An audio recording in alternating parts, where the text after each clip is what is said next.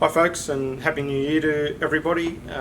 You've probably noticed, if you're a regular, that we've had quite a break in videos. We've not posted one for a month. Joe and I have been on our annual holidays. We only holiday once a year and we take it at Christmas time. But anyway, while I was off, I saw a comment in a Facebook group that I'm in. Somebody bought themselves a saw and they didn't know how to remove the blade. Like they were asking if there's a locking mechanism on them to lock the blade so that you can undo it. So I just thought that was a good idea to just do a simple video on, just to show you how we do that sort of stuff. And it's the same principle whether it's on this machine or our rip saws, table saws, any of that sort of stuff. It's all this, we do it all the same way. So I'll just quickly grab the spanner and I'll show you exactly what we do. So this machine doesn't have a shaft lock that I'm aware of. It has a brake, but doesn't have a shaft lock that I'm aware of.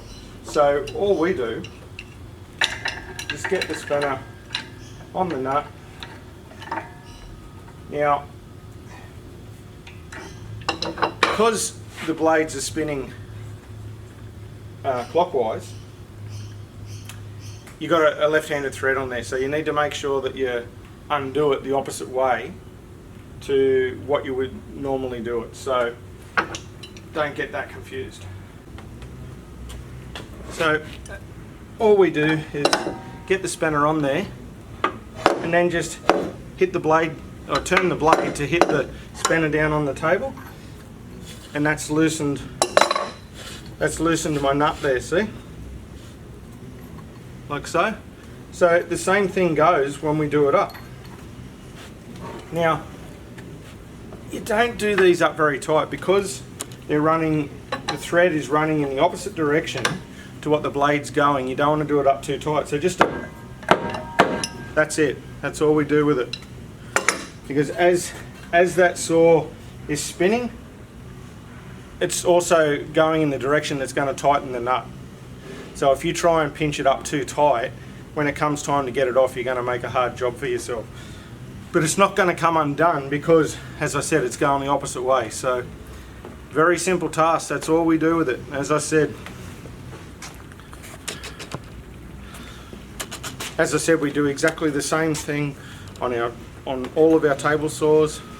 Same spanner, just a normal shifting spanner.